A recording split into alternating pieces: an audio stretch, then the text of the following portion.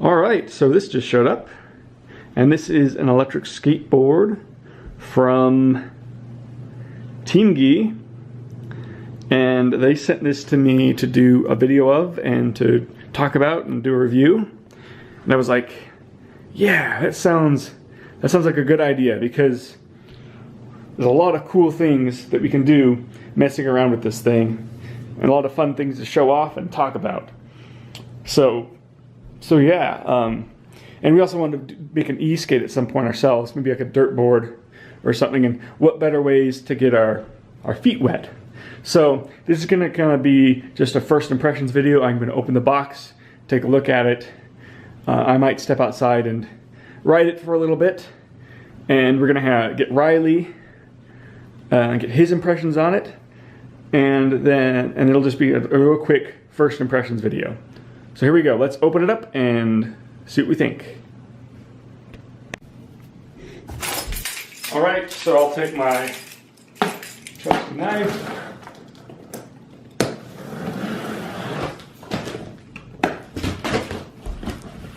Open this thing up.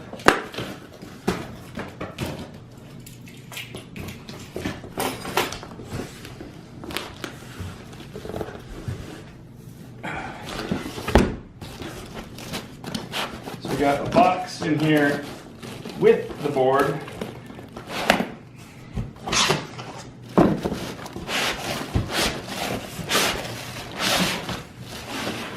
There's a board. There's a box. I suppose this is packaged well enough, but I don't think anyone really cares about how impressively it's packaged.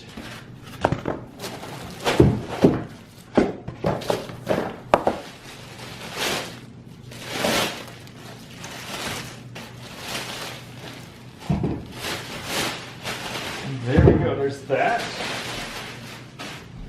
Let's see. Some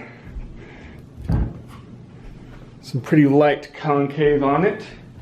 Pintail shape. It's a pretty thick deck. And let's make sure we don't put grip tape on the stone countertop here, but it's got strings of hot glue or something. And in this box, probably a remote and charger, yeah. We got simple something there, remote.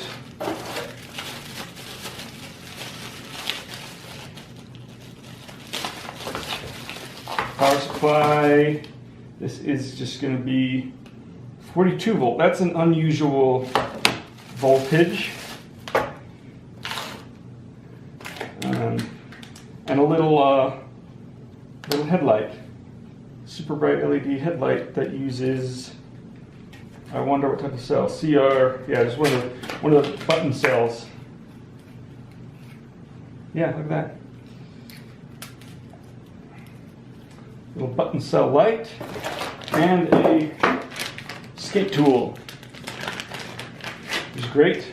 I like having skate tools around. I gave Riley one of mine, and so I've been down to one. All right, so let's take a look at this here. So one thing I always check when looking at a complete is to make sure it has bearing spacers, and this does, so that's one good thing going for it. It's just got, you know, standard RKP trucks for the front, and just generic unlabeled, unbranded wheels. So I'm sure that's just going to be generic unbranded urethane along with that. The bearings are generic and unbranded too, but I am sure that that is not going to make any difference at all. Over here at the front, so for the charging, we have, I've mentioned before, it was a little bit unusual 42 volts and 2 amps. So this is not going to be a power brick that you have lying around, and the charging end is this unusual 3-prong thing, so it's probably going to be very hard to find a replacement without going through the manufacturer Teamgee for your charging port. The motors, it is hub motors, and it's just, I'm not sure how it's working because it's got these beefy hanger on the truck, so I'm not sure how exactly that all interfaces. I'll have to take a closer look at that later. The board itself, as far as the electric bit, is really simple. Power on here, power on the remote. The remote has a high and a low speed on it, which I like. And at first I thought that this was an infrared remote because of that, but it is not. That is simply an LED light, which is massively reassuring. I don't know why. Infrared wouldn't work at all for a remote. Infrared works for indoor remotes, but outdoors it doesn't work because the sun emits so much infrared light that, yeah, IR remotes don't work. So I don't even know why I thought about it, but that's when I saw that I was like, oh no, infrared. The unusual thing about this remote is it doesn't work in both directions. You have to press this button here to switch directions, and you can press that button as it's spinning, and you can also change the power as it's spinning. I can't do it with one hand on the camera and one on the remote, but anyway, the low speed, if you can see on, there we go, 17, 18 kilometers an hour. That's a little over 10 miles an hour. And the high speed is 29, 30. So that's a little over 18 miles an hour.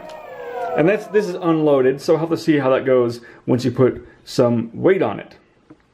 So, on here we've got, says, don't open it privately, and I won't. I will open this on camera, publicly, following their specifically written directions right here. So I'm planning to open this up, see what's inside. I'm guessing that it's just control and boards and something under here, because that's not enough room for very much battery at all. And this sounds particularly hollow, so I'm guessing it's just got a row of batteries in here.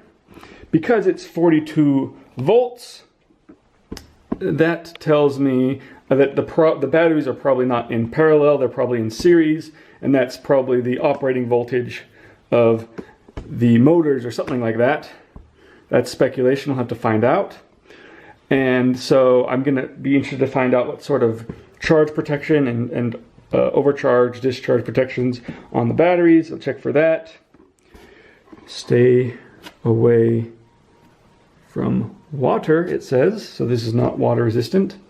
It's pretty dry out right now. It was raining and snowing earlier, but I think it's dry enough now to take this out and have a look. So let's see how it actually rides. All right, so I've taken it out here where the road is a little bit quieter to step on it, and it's pretty good. These bushings are not too stiff. A lot of times, well, this is kind of an older problem, but it used to be that stock bushings were all really stiff. And so these, I think, are pretty acceptable. Most people are probably not gonna feel like they're needing to replace the bushings for looser ones. Some people may feel like they need to replace them for stiffer ones, however, because they are loose is good, too loose is not good though. So if you're I'm 150, and they feel pretty good for me. So if you're like 170, 180 or heavier, you may be wanting to replace the bushings. I believe they're cone. Yeah, they got cone bushings on the tops. So if you just replace that cone for a barrel, I believe it's barrel underneath. Yeah, barrel underneath, cone on top. So if you just replace that cone for another barrel, you might be good, and you only need to replace 2 bushings.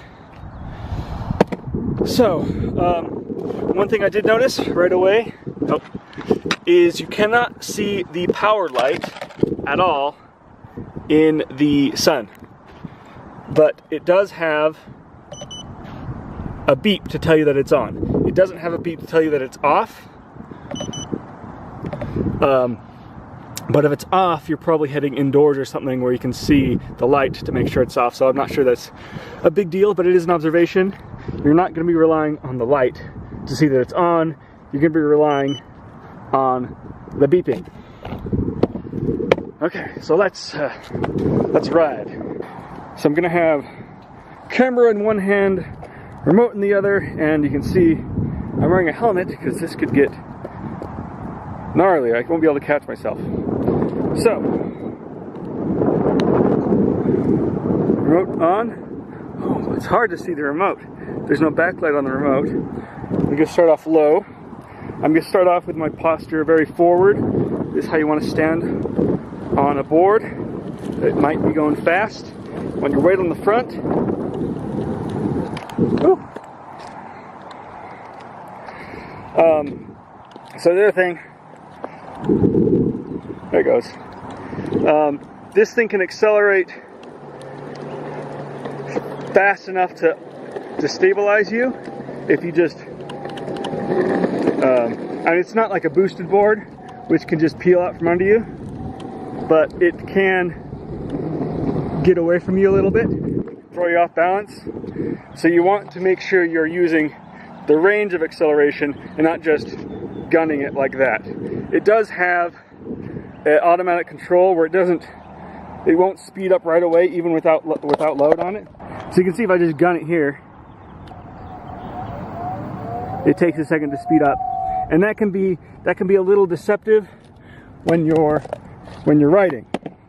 So you want to make sure that you start off low speed, even if you feel, I mean, it'll catch up to where you have your position on the accelerometer on your hand. Now, pulling this backwards will not make the board go backwards, but it does act as a brake, and it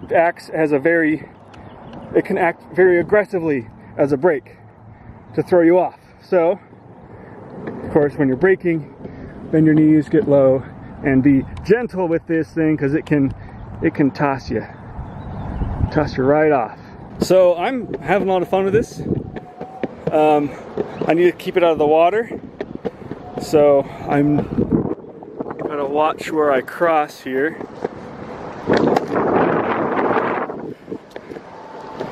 But yeah, I've just been messing around a little low speed, going uphill right now to high speed. Woo!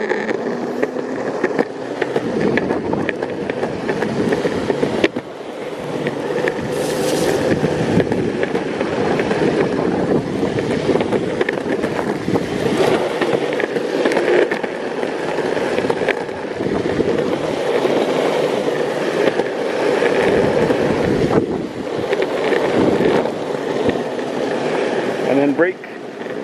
Ooh, gently. Okay. Alright, so the sun went behind a cloud and it got really cold really fast. So I had to come running inside and stop riding.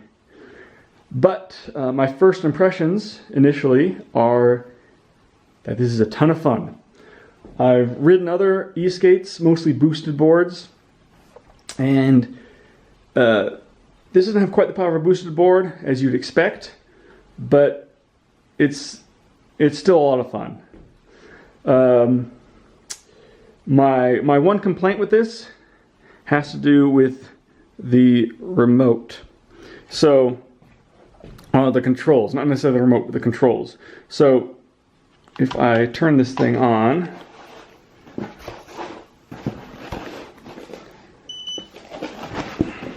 there.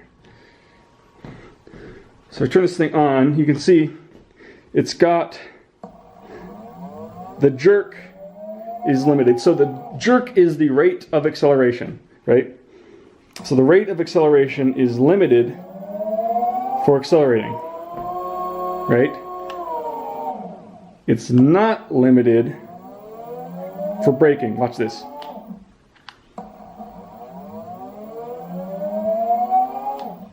If I go to high, it'd be even more dramatic.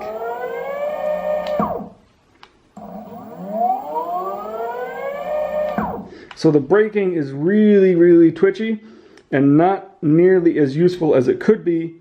I'm sure that if you get used to the controls, you'll be able to control your braking nice and smoothly. But I think the range of the braking, I don't think you ever are going to need the full braking force because you're not going to stay on the board. So I think they could half the dynamic range of the force and apply it to the full range on the controller, and maybe put a jerk limit on, or something to improve the braking to make it more controllable. Because when you're braking, if you need to brake in an emergency or something like that, that's where you're going to have the least amount of finesse with your handling of the controls, I would expect. So that's my only complaint right now.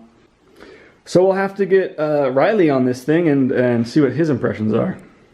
You just have to tell us what you think. It's sleek. It looks good. It looks like a 180 width on the axle. Mm-hmm. And it's just a standard reverse kingpin truck. It's got maybe an 1/8 inch riser on there. And the deck doesn't even look like it has the batteries in it, but it does. It does. They've completely hidden them inside the deck. All you can see is the controller, and there's all this extra stuff on the hanger if you're looking close enough. And if I take the sticker off. Yeah. And then you start to see, oh yeah, there's something going on with that hub. But yeah, it doesn't even look like an electric skateboard if you're not clever enough to. Yeah. So feel the slop on that rear truck. So the front feels pretty good. It doesn't feel bad. It's actually the kingpin hole is actually oversized. The pivot cup is not completely snug as it could be. Okay. So I think it'd actually be pretty easy to just like JB weld the kingpin in and put a little masking tape around the pivot cup to shim it up a little bit. It still feels pretty good. It does feel pretty good. And then step on it and feel how carvy it is. Oh wow. Yeah. For an out of the box. Yeah, they definitely went with softer bushings. Mm-hmm. And the which is ideal, you know. If you're just pushing it around on the flats, you know, you don't want it to be stiff and set up for high speed. So I'd say for rocking on the flats, yeah, that extra weight from all the batteries and motors, I can't even tell pushing it around. But it feels like they've done a pretty good job for keeping it as minimalist as possible. And I think already I can ride at the limit of those wheels. Especially these rear ones. So what I'm going to be tempted to do is actually to switch it around, have ride it backwards with the motor on the front, and put some better wheels on the rear. because that'll give me the grip I need. Yeah. And what are these, like 80 millimeter wheels or something? They're very, very big wheels. Yeah, somewhere between 78 and 80, that's for sure. Then it'd be nice to even sand down some Wheel wells? wheel wells, yeah. Some relief in there. And that's out of. I'll have to check, make sure there's no batteries under there. But Yeah, I know. I just found the little wire that is hidden. yeah, underneath and I was looking at it, and it's the reason this hanger's all beefy is because the axles of the motor, the hub motor, is bolted to it from the other side. Huh. So that would make it really easy to mount these wheel hubs on basically anything else. Oh, yeah. Because it's not a solid axle from wheel to wheel. It's just this portion of it. And I did have a look inside a little bit, and it's just a standard. It's a standard connector. They use a connector for the battery pack, so we could relocate the controller with minimal effort onto something else if we were able to provide a different battery pack for it. But yeah, overall, this is a good, clean product. It's very simple. There's not a lot of bells and whistles, but what everything that I'm seeing has here is well executed. I think you gotta Good choice. try it with the power on. Yeah, I know. I haven't even ridden it yet. So let's take a look at this remote now. Okay. Do you want me to tell you how it works, or do you want to figure it out yourself? Oh, let's see here. Long press. Button press long time. All right. So we've got a power button. Whoa. It has beeping. That's fun. And FD forward drive maybe? High, low. Does it have to be pointed at it or something? no, that's probably how the person's like, uh-oh. We got to Oh, it's got a light. Yeah. I think you turned the power on before, and I think I might just timed out. Oh, there we go. Yeah, and then it'll show the battery of the board over there, and then it'll show the distance traveled below that. Huh.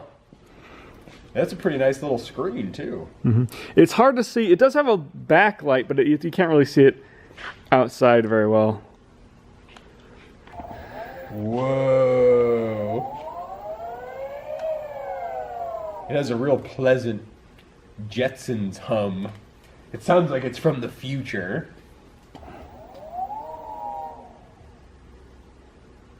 So how does reverse work? So you have to switch it to reverse. So when you're in forward, reverse is just the brake. So that's engaging The resistance of the brake. So it's not like it's different than putting in reverse, because this just resists motion. So if you try to twist the wheels while I have this pulled back. Oh wow. Yeah, and if it's a neutral. Yeah. So I see the thumb wheel has a click. That's for the cruise control. And that's one thing I want to test, because I want to see how far away it can get from you before the cruise control turns off. Oh. You have to like double click it. Huh. Yeah. So I can kind of set my speed and then double click. Yeah. I put it on low just to see what happens. Yeah, so low goes up to about 10 miles an hour. Oh, nice. Okay. Whoa. And the braking is touchy. Yeah, it has some sensitivity. So that's my big complaint. It's not as big as a complaint as it was when I first tried it out. It's got some acceleration though. Yeah, has some acceleration. Doesn't peel out like the boosted will. Does it have reverse? Yes. So if you flip it, that button, the second button under the power button, will reverse it. Whoa! This is the low setting? Whoa! Whoa! I guess it can peel out if floor is dusty enough. It's interesting, when you put it in reverse, you actually push the wheel forward instead of Yeah. It's forward reverse. forward reverse. And it accelerates even more heavily on fast. More so than what this is doing right now? Yeah. This is, you have to really lean into this. Yeah, you have to oh yeah. You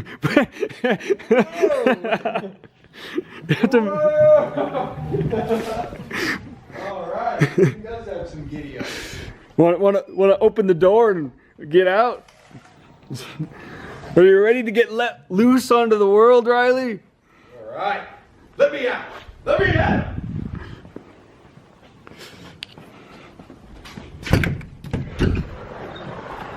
I keep having this habit of feeling like I have to point the remote at something. Where's the TV? Where's the TV? Change the channel!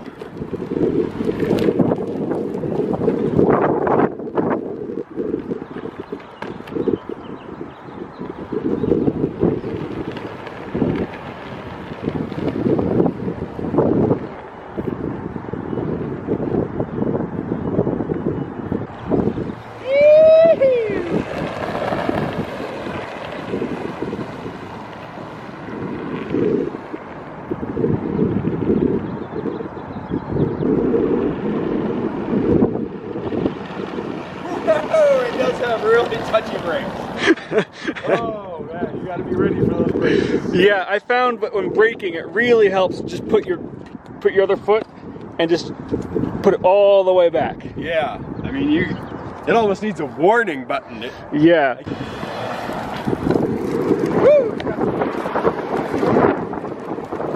Okay. I want you to show. Oh.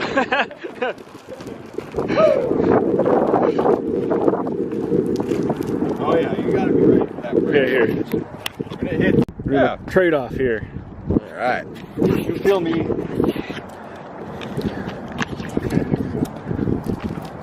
High.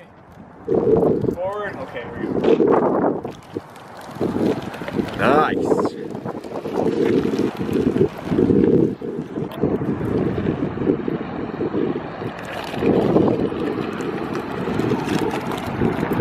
Oh yeah, you got that figured out. You've been bucked off of it once or twice. Yeah, I learned my lesson the hard way.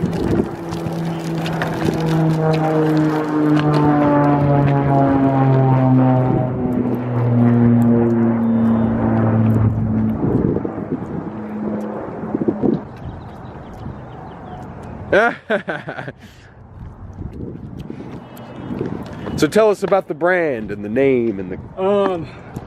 Yeah, it's Teamgee. It's I think that's how you say it. Teamgee. I saw that it's got this sticker here Yeah. from Shenzhen. Mm-hmm. So that's kind of the Silicon Valley of China. That's where all the high-tech electronics are being manufactured and designed, and it's synonymous with the future.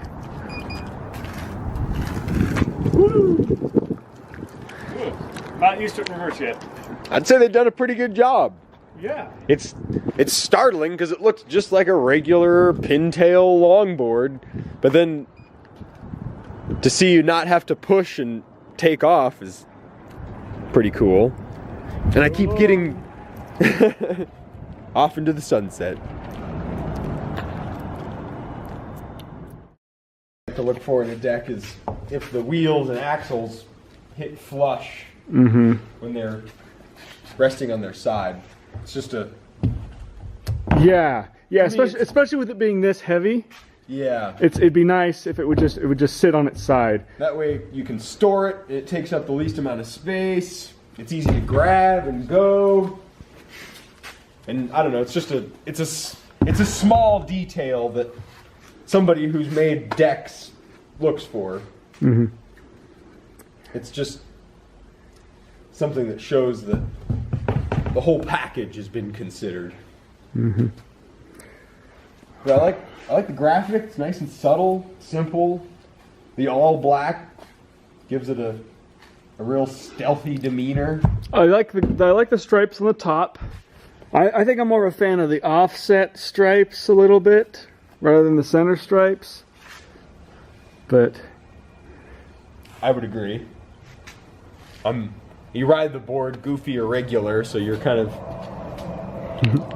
on one side more than the other anyway. Sometimes that asymmetry just helps me orient where the deck is relative to where my feet are.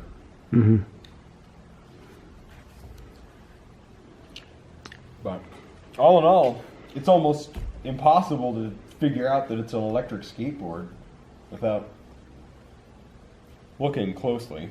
Yeah, I mean, if I was just looking for a basic electric board that I'm not terribly concerned with, and I like that it doesn't advertise that it's an electric skateboard, which makes it more of a target for somebody to steal from you. This is a pretty benign looking longboard, and you know, if somebody were to see this next to a more exotic electric skateboard, they're gonna rip off the more blatantly obvious electric skateboard. So there's something to be said about being discreet like this. yeah, But because they've made it discreet doesn't mean they've compromised performance. It has plenty of go-go juice, and the functionality of the brakes is still there. And that's the one thing that I have to say puts the electric skateboard into a whole nother domain. Yeah, it makes longboarding more accessible to the masses, and to me the simplest reason is because it has a brake. It's a nice, elegant way to introduce braking Without some, dedicated brake system. Yeah, there's no mechanism that requires lubrication or adjustment or cables or handles or things that just don't make sense and aren't the most appealing and require some know-how. Somebody who's going to put a brake on a skateboard isn't going to want all those extra things. But brakes on an electric longboard are just an additional feature.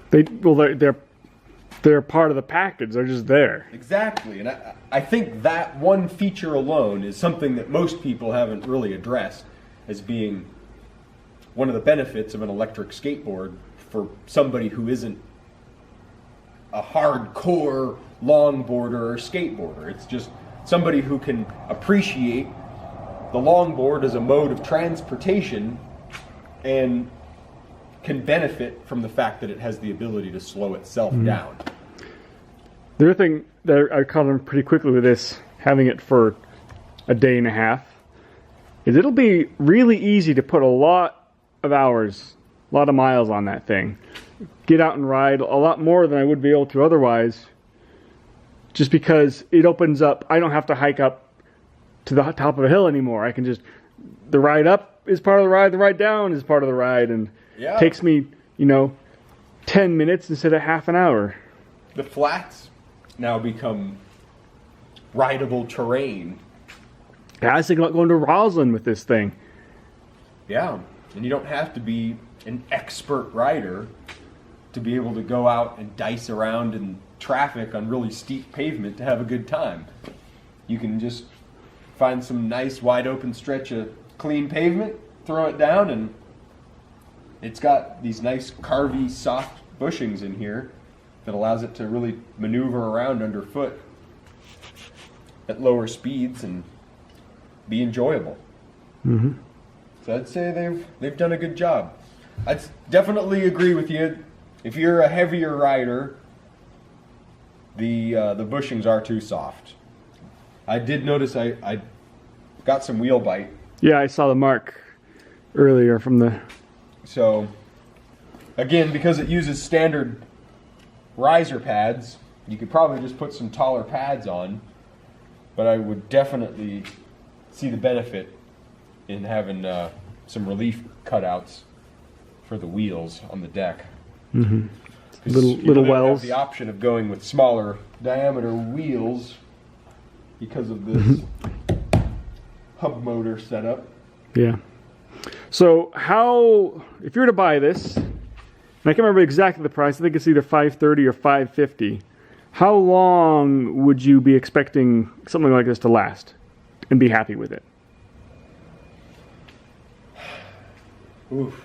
Well, that's tough. I haven't really considered these electric longboards in my quiver of boards, but it would need to last about 2 years of intermediate riding. Mm-hmm. If I was aggressive and riding it all the time, and I was pushing it through the rain, and it was one of my primary modes of transport, you know, I get it. I see that there's a lot that can fail. Electronics have their lifespan, and I'd say that I would expect it to work for about 6 months without any problems if I was really abusing it. So I can certainly see that there's some things that could go wrong, but I would expect and I would guess that this could perform for 6 months solid with a lot of abuse. So, all right. Well, yeah, this is Longboard Technology, checking out some high zoot electric longboards, and we'll get some more mileage with this thing and get back with you. Over and out. nice.